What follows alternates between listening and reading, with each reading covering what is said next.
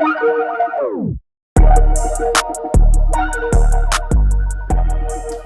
what's happening, peeps? I appreciate y'all tuning in. Today's episode, I got some more content I want to drop on you all. I think you guys will continue to find some value in it as well. Um, Before we get too deep in today's episode, like, comment, subscribe to the channel. Tell a friend, tell a friend. Appreciate all the feedback. Guys, let me know what you want to hear. If there's topics that you want me to talk more about, or there's some topics that I haven't touched on, you want me to talk about as well, I definitely will appreciate open to all feedback as well and continue to provide content that you guys find value in as well. So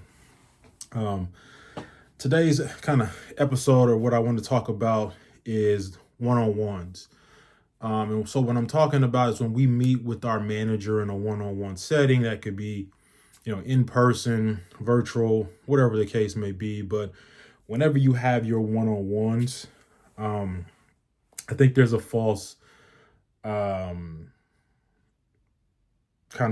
mentality or perception that the one-on-one is really about the manager asking you questions and kind of gauging where you stand on specific topics or things of that nature there as well. And I got to be real, like that's completely cap. Like, you need to have the right mindset and understand what the one-on-one is. And so the one-on-one is really all about you. And I would tell you, you're probably adding more to your manager's plate by not understanding that and understanding how to optimize the one-on-one. And so what I want to talk about today is what you should be doing in the one-on-one, and how to set yourself up for success ongoing there as well. And I have some notes here I'm going to reference here as well, but I'll start off just by saying you should be leading the one-on-one, right? Because this is really kind of a check-in or a placeholder where you can kind of interact with your manager on a one-on-one basis to tell them what's going on, where you're headed, what you're looking for, what you're looking to do. And so it's really for you to really direct your manager on a lot of things, topics, things that you're working on, etc. But it should be a situation where you're setting the agenda for really what's going on, where you're headed, anything that you kind of seeing down the pipeline as potential problems, anything that you see as problems that are slowing you up in your progress as well. But you should be driving and leading the one-on-one meeting with your manager there as well. And I'll give you guys kind of a format of what you should be looking for in the one-on-one. And if you do this this format, not only will it set you up for success, but it'll give a good impression to your manager there as well, and give you an opportunity to show that you're developing and working on your skill set as well. And when you're thinking about the one-on-one, you should be looking in kind of three areas: your past, your present, and your future there as well. And what I mean by each of those, I'm going to break each one of those down. So from the past perspective, that's just a matter of kind of talking about what's already taking place since the last one-on-one, right? What have you done? What have you accomplished? What success have you had? What stories have you had? But you want to set that up as a kind of reflection of what's been going on, and talk about what's positively going on as well. And just make sure that you're doing a recap to present yourself in the best light in that situation there as well. And so after you discuss the past, the next piece is you want to talk about the present, right? So you've kind of think of it as kind of a mini review where you're kind of bragging on what's been done over that period of time since your last one-on-one. But in this present state, you're going to be talking about kind of in the short term period between now and your next scheduled one-on-one, What are you working on? What are you trying to get accomplished? Where do you stand on this task, this project? Meeting this sales goal, etc. There as well. What does your pipeline look like? And so you're going to be talking about what are you planning to get done between now and your next one-on-one, right? So just think of that as kind of your mini agenda or forecasting for what's going on between now and the next one-on-one as well. And you want to be intentional in that, right? You want to have some very specific goals. There's kind of a strategy that's called SMART. So, you can use that kind of approach. There's a lot of different other kind of goal building, but SMART is one that comes to mind there in that aspect. So Google that and look that up. I could definitely do an episode on that if you guys feel like that's something that you would find value in there as well. But you want to be in that present, just kind of setting the menu for what's going on upcoming in the near future there as well. So you've talked about what you've done, right? So you've done that bragging, success stories, etc. there as well. If there's anything that you've learned, this is a point where you can take those lessons from the past, you can highlight those, something that you've learned, and you want to make sure you show how it's been applicable for you in your present situation, how you've taken any setbacks or challenges and you've kind of taken those, learned from those, and how it's improved your present situation there as well. And you want to talk about what you're going to be doing in this short period between your now and your next one-on-one. The future is kind of the last piece of it as well. And so when we think about the future aspect of it, you want to really kind of look at some bigger goals beyond just the one-on-one. Those are things that you may be essentially kind of working towards over the next 6 to 9 months or even up into the full year to develop in. And so whether that's you getting a certification, whether that's you looking for career advancement opportunities, taking on leadership roles, getting your degree or a master's or some other type of education accomplishment that'll help you become more marketable, more skilled, more polished in your actual role, or set you up for opportunities in the future there as well. And so you want to use that as kind of setting up your big goals for the year or things that you're looking to accomplish. It can't just be done in a 30-day period or a 60-day period. It's going to be something that's going to take several months to be able to accomplish that as well. And so if you kind of outline it within those 3 buckets to start with there, kind of your past, what you've done, present, what you're working on over the next, between now and the next one-on-one, and then your future in terms of your big kind of aspirations of where you're trying to push yourself at from a career perspective there.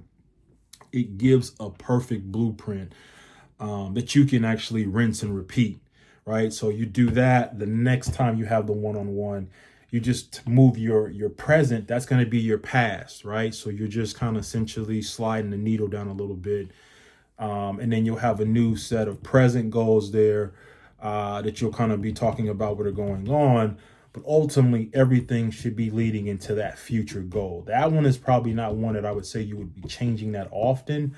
That's going to be something that you're going to be probably working for over the course of the year as well. But you keep that format on that in terms of your meetings, and you just rinse and repeat that on cycle. It looks really good, I promise you there as well. The next piece, once you get that done, right, here's what your manager will ask you after you present that, right? They're probably going to say that that's great. That's what you wanted. That's what they wanted to hear. And if you've actually done that past, present, future, you probably will be doing the majority of the talking. Your manager will probably be just kind of nodding and listening to you at that particular point in time. If you have any kind of things that you can show visually as you're going through that, do it. It just looks better as well.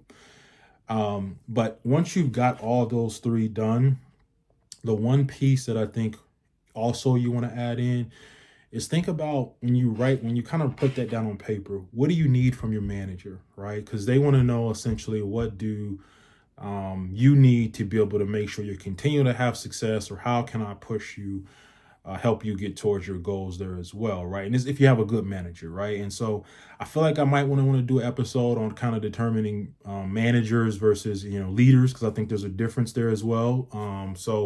I thought we use the term kind of interchangeable there, but there's a difference between leadership and management. But your boss will say they're gonna really want to know what do you need from me to be able to help you, right? And so have one or two things that you can tell them that you need from them to be able to help you accomplish one for that present goal, and then one for the future goal, for your future goals. So one for the present is like, hey, I'm working on this project I need to get done. I'm planning to get this done before our next one-on-one. I've been having some pushback from this group or this person. If you could help me out with helping me get this project done, something like that along the lines there as well. So one is kind of something for the present.